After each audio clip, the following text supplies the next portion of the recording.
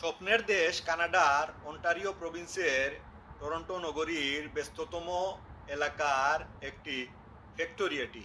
এই ফ্যাক্টরিটি বর্তমানে বন্ধ রয়েছে। শুরুতে বন্ধ এই ফ্যাক্টরিটি এই কারণে দেখালাম যে এই প্রসঙ্গে আজকে কিছু কথা বলবো। আসসালামু আলাইকুম।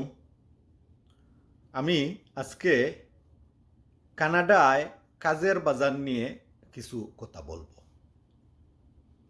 কাজের বাজার বলতে কানাডায় কাজ পাওয়া খুব কঠিন। যারা কাজ পেয়েছেন আগে থেকেই তারা কাজে আছেন, নতুন যারা এসেছেন তাদের জন্য কাজ পাওয়া খুব কঠিন হয়ে দাঁড়িয়েছে এই কানাডায়। কানাডায় সম্প্রতি অনেকেই এসেছেন বাংলাদেশ থেকে, বিশ্বের অনেক দেশ থেকেই এসেছেন। তবে বিশেষ করে আমাদের বাংলাদেশ থেকে যারা এসেছেন তাদের প্রায় অর্ধেকই এখন কাজ ছাড়া অবস্থায় রয়েছেন, অর্থাৎ তাদের কাজ নেই। আর কাজ না থাকায় সরকারি ওয়েলফেয়ারের যে টাকা পান সেই টাকা দিয়েই কোনো মতে জীবনযাপন করছেন। এতে করে তারা বাড়তি ইনকাম করে দেশে টাকা পাঠাতে পারছেন না। এরই মধ্যে যারা সংসারের অভাবের চাকা ঘুরাতে, অর্থনীতির চাকা ঘুরাতে এই কানাডায় এসেছেন তাদের অনেকেই কর্মহীন, কাজ নেই। আর কাজ না থাকার কারণে সরকারের যে ওয়েলফেয়ারের টাকা পাচ্ছেন সেই টাকা দিয়ে কষ্টের জীবনযাপন করছেন। এই কানাডায় জীবনযাপন খুবই ব্যয়বহুল। একজন সিঙ্গেল মানুষ মেস করে থাকলে মেসের ভাড়া তাকে প্রতি মাসে $500 থেকে $600 গুনতে হয়। তারপরে রয়েছে খাবার দাবার, ট্রান্সপোর্ট ভাড়া। এসবের কারণে ওয়েলফেয়ারের টাকায় বা ওয়েলফেয়ারের যে যৎসামান্য ডলার পাওয়া যায় সেই ডলারে তারা চলতে পারছেন না। তাই তারা খুব সংকটে আছেন। আমি এই কথাগুলো বলছি এই কারণে যারা কানাডায় আসতে চাচ্ছেন তারা আগে চিন্তা করবেন এই কানাডায় কাজের বাজার কেমন, কাজের সুবিধা আছে কি না, আপনাকে সাপোর্ট করার লোকজন আছে কি না। যদি আপনাকে সাপোর্ট করার লোকজন থাকে, কানাডায় আপনার নিজের লোকজন থাকে, তবে আপনার জন্য কানাডায় আসা খুবই ভালো। আর যদি আপনি হুট করে চলে আসেন, কানাডায় কেউ নেই, আল্লাহ ভরসা, তবে কিন্তু আপনার জন্য দুঃসংবাদ। আপনি কানাডায় আসবেন, এসে এখানে অ্যাসাইলাম সিক করবেন থাকার জন্য, অর্থাৎ আপনি স্থায়ী হতে অ্যাসাইলাম সিক করবেন। আর অ্যাসাইলাম সিক করার পরে যদি তা গ্রহণ হয় তবে সরকার থেকে আপনাকে প্রতি মাসে $733 করে ওয়েলফেয়ারের অর্থ দেবে সরকার। এই অর্থ দিয়েই আপনি পুরো মাস চালিয়ে নিতে হবে। আর আপনি যদি পরিবার নিয়ে আসেন, পরিবারের ক্ষেত্রে ওয়েলফেয়ারের টাকা কমে যায়, জনপ্রতি $450 বা $500 মতো করে দেয় সরকার। আর আপনি পরিবার নিয়ে থাকতে চাইলে 3 বেডরুমের গড় ভাড়া বেসমেন্টে $1500 থেকে $2000 হবে। আর আপনি যদি কন্ডোমিনিয়ামে থাকেন তাহলে 3 বেডরুমের ভাড়া হবে প্রতি মাসে $3,000 থেকে $3,500। তাই এই বিষয়টা মাথায় রেখে আপনি যদি আসতে চান কানাডায় নতুনভাবে, এই চিন্তা আগে করবেন। অর্থাৎ আপনার সেই পরিমাণ অর্থের যোগান যদি থাকে তবে আপনাকে আসতে হবে। এই কানাডায় যারা পরিবার পরিজন নিয়ে আসেন তারা এসেই অ্যাসাইলাম সিক করেন, এবং অ্যাসাইলাম সিক করলে সরকার থেকে ওয়েলফেয়ারের টাকা দেওয়া হয়। পরিবার হলে জনপ্রতি কিন্তু $733 করে দেয় না সরকার, তখন ডলার কমিয়ে নেয়, অর্থাৎ জনপ্রতি $450 থেকে $500 দিয়ে থাকে। এরই মধ্যে গড় ভাড়ার যে হিসাব দিলাম, তাতে করে আপনি সরকার থেকে যে সহযোগিতা পাবেন ওয়েলফেয়ারের ডলার, সেই ডলারে কিন্তু আপনি চলতে পারবেন না, আপনাকে কাজ করতে হবে। আর কাজ করতে গেলেই কাজের বাজারে মন্দাভাব, কাজ পাওয়া যায় না। আর কাজ পাওয়া যায় না বলে এ পর্যন্ত কানাডাতে যে সকল লোকজন এসেছেন তাদের অধিকাংশই খুব কষ্টে জীবনযাপন করছেন। আমার এক আত্মীয় পার্টনারশিপে এই কানাডাতে এই টরন্টো নগরে একটি রেস্টুরেন্ট চালু করেছিলেন। এই রেস্টুরেন্ট বর্তমানে বিক্রি করে দিয়েছেন তারা। অর্থাভাবের কারণে এই রেস্টুরেন্ট পরিচালনা করতে পারেননি, তাই গত সপ্তাহে এই রেস্টুরেন্টটি বিক্রি করে দিয়েছেন, লোকসানে বিক্রি করে দিয়েছেন। এই কথাটি এই কারণে বললাম, এই রেস্টুরেন্টে অন্তত 15 জন লোক প্রতিদিন কাজ করত। এই রেস্টুরেন্ট বিক্রি করে দেওয়ার কারণে এই 15 জন মানুষ এখন কর্মহীন, অন্য স্থানে কাজ খুঁজতে হচ্ছে তাদেরকে। শুধু এরকম নয়, কানাডাতে এভাবে অনেক রেস্টুরেন্ট, ব্যবসা প্রতিষ্ঠান ধীরে ধীরে বন্ধ হয়ে যাচ্ছে। আর এর পিছনে কারণ হলো ব্যবসা দাঁড় করাতে পারছেন না কেউই। অর্থ সংকটে ভুগে এইসব রেস্টুরেন্ট বা ব্যবসা প্রতিষ্ঠান বন্ধ করে দিচ্ছেন। যেমন এই কানাডাতে অনেক ফ্যাক্টরি এখন বন্ধ রয়েছে, যেগুলো অর্থাভাবে চালু করা সম্ভব হচ্ছে না।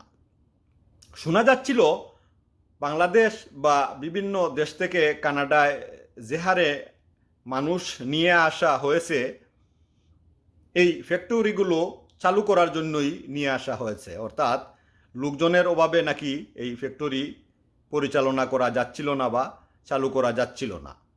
কিন্তু এখন দেখছি না, তা ঠিক নয়, বিষয়টা ঠিক উল্টো। অর্থাৎ কানাডায় অর্থাভাবের কারণে এই ফ্যাক্টরিগুলো চালু করা যাচ্ছে না। তাই যে সকল মানুষজন খুব আশা নিয়ে কানাডায় এসেছেন কাজ করতে, তারা কাজ না পেয়ে এখন খুব কষ্টের জীবন ধারণ করছেন। তবে একটা বিষয় হলো, যাদের এই কানাডাতে আত্মীয় স্বজন রয়েছেন প্রতিষ্ঠিত, যাদের আত্মীয় স্বজনরা তাকে সহযোগিতা করছেন, তার জন্য কিন্তু কানাডা কঠিন নয়।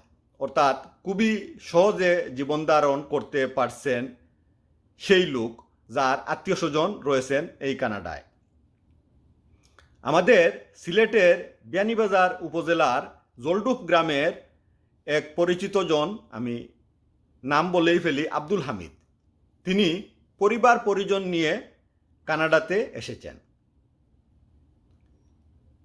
সেই আব্দুল হামিদের এক আত্মীয় হলেন এক ব্যবসা প্রতিষ্ঠানের মালিক। তাই আব্দুল হামিদ এই কানাডাতে আসার পরপরই তিনি খুব সহজে কাজ পেয়ে গেছেন এবং তার কোনো অর্থকষ্ট হচ্ছে না বা কাজ খুঁজতে হচ্ছে না, কাজ পেয়ে গেছেন। এই কানাডাতে নতুন যারা এসেছেন তারা কিন্তু সংকটে রয়েছেন। তবে এই কানাডাতে যারা 20 বছর, 25 বছর, 28 বছর এরকম সময় ধরে আছেন, তারা প্রতিষ্ঠিত হয়ে গেছেন। তাদের গাড়ি বাড়ি ব্যবসা এরকম অনেক কিছু রয়েছে। আর যারা নতুন করে এসেছেন তারাই পড়েছেন সংকটে। এই সংকটাপন্ন সময়ে কানাডাতে এসে তারা আরও সংকটে পড়েছেন, কারণ এই কানাডাতে কাজ পাওয়া কঠিন, কাজ নেই। আমাকেও অনেকে ফোন করে জানতে চান, ভাই আপনি কি কাজ করছেন, একটা কাজ কি দেয়া যাবে, খুব কষ্টে আছি ভাই, ঘর ভাড়া দেওয়া যাচ্ছে না, খাবার খাওয়া যাচ্ছে না। আমার এক আত্মীয় পরিবার নিয়ে আসেন কানাডায়, তিনি অ্যাসাইলাম সিক করেছেন, তিনি ওয়েলফেয়ারের যে টাকা পান সেই টাকায় তার খরচাপাতি কুলানো সম্ভব হচ্ছে না, তাই প্রতি মাসে দেশ থেকে টাকা আনাচ্ছেন তিনি। আর এভাবেই তিনি রয়েছেন। তিনি বলেছেন যে যদি অ্যাসাইলাম সিক না করতেন তবে দেশে ফেরত চলে যেতে পারতেন। অ্যাসাইলাম সিক করার পর পাসপোর্ট নিয়ে নেয় সরকার, তাই সংকটে পড়েছেন তিনি। আমি এ প্রসঙ্গে পরে কথা বলছি। আমি আরেকটি বিষয় দেখলাম যে এই কানাডাতে শিক্ষিত যারা এসেছেন তাদের কাজ পাওয়াটা কিছু সহজ।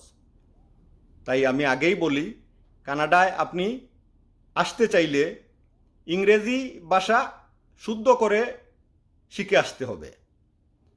আপনার কোনো কাজ জানা থাকতে হবে। যদি আপনার কাজ জানা থাকে এবং আপনি যদি ইংরেজি ভাষা শুদ্ধ করে কথা বলতে পারেন তবে আপনার জন্য কানাডায় আসা উত্তম।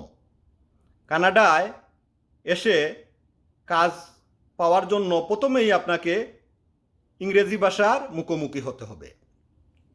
এই কানাডাতে আপনি যদি ডাক্তারের কাছেও যান, আপনার যদি ইংরেজি জানা না থাকে, শুধু আপনি বললেই হবে না ইংরেজি, আপনাকে লিখতে হবে। সেখানে ফর্ম আছে, ফর্ম ফিল আপ করতে হবে।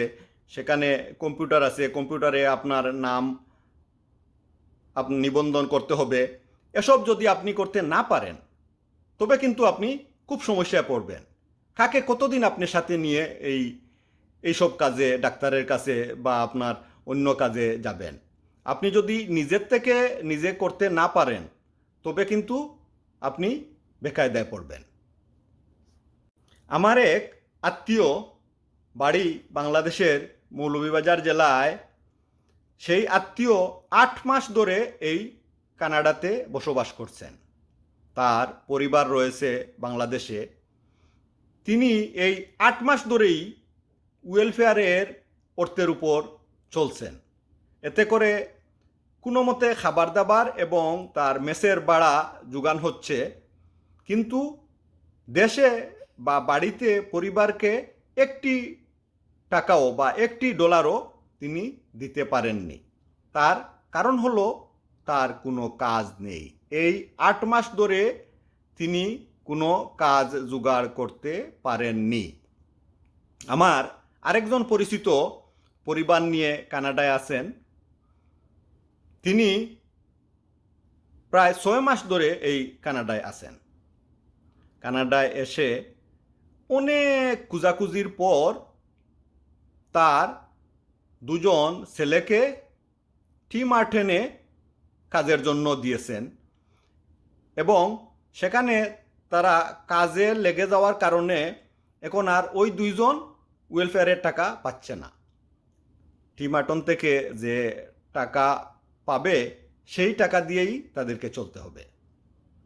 এই কথা বললাম যে কারণে, অর্থাৎ আপনি যদি কাজ শুরু করে দেন তবে কিন্তু ওয়েলফেয়ারের টাকা বন্ধ হয়ে যাবে। আপনি কাজের উপর থাকতে হবে। এই কানাডাতে এসে অনেকেই ভাগ্য বদলানোর আশায় ড্রাইভিং শিখে গাড়ি চালাতে লেগে যান, উবার চালাতে লেগে যান। সেই উবারেও এখন কাজ পাওয়া যাচ্ছে না। অর্থাৎ এত বেশি উবার চালক হয়েছেন যে কে কার চেয়ে বেশি আগে যাবেন এবং কে কার চেয়ে বেশি কাজ করতে পারবেন এ নিয়ে প্রতিযোগিতা চলছে। কাজ কম, লোক বেশি হয়ে গেছেন, আর সে কারণে এই উবার চালাতেও সংকট দেখা দিয়েছে। অর্থাৎ উবার চালিয়েও ইচ্ছে খুশি টাকা পাওয়া যাচ্ছে না, অর্থাৎ যে পরিমাণ চাহিদা রয়েছে টাকার সেই টাকা পাওয়া যাচ্ছে না। তাই সকলকে বলছি, আপনি কানাডায় আসবেন, আপনাকে স্বাগতম। আসার আগে এই বিষয়গুলো আপনাকে চিন্তা করতে হবে। আমাদের সিলেটের সকলেই তো বিদেশমুখী, কানাডায় আসতে চান, লন্ডনে যেতে চান। যে দেশেই আপনি যান না কেন আপনাকে ইংরেজি ভাষার উপর দখল থাকতে হবে, আপনাকে কাজ শিখে আসতে হবে এবং আপনি আসার পর আপনি দাঁড়াবার আগ পর্যন্ত আপনি যে পরিমাণ অর্থের প্রয়োজন লাগে সেই পরিমাণ অর্থ সাথে নিয়ে আসতে হবে, তবেই আপনি সংকটে পড়বেন না। আর যদি মনে করেন আপনি এসেই কাজ পেয়ে যাবেন বা আপনার সুবিধা রয়েছে, তবে আসেন। আপনার যদি লোকজন এখানে থেকে থাকে, আপনজন, তবে আপনি আসতে পারেন। আর আপনার কেউ নেই, আপনি প্রবাসে যাবেন, প্রবাসে যেতে ইচ্ছুক, তবে আপনি আগে চিন্তা করবেন। অর্থাৎ আপনি গিয়ে কিভাবে আপনি দাঁড়াতে পারবেন সেই পরিকল্পনা আগে করবেন এবং আপনি সঠিক সিদ্ধান্ত নিয়ে পা বাড়াবেন। এ পর্যন্ত আজকে আর কিছু বলছি না, অন্যদিন না হয় বলবো। ভালো থাকুন সকলে। যদি আমার এই কথাগুলো আপনার ভালো লাগে, সেই ভালো লাগেতেই আমার আনন্দ।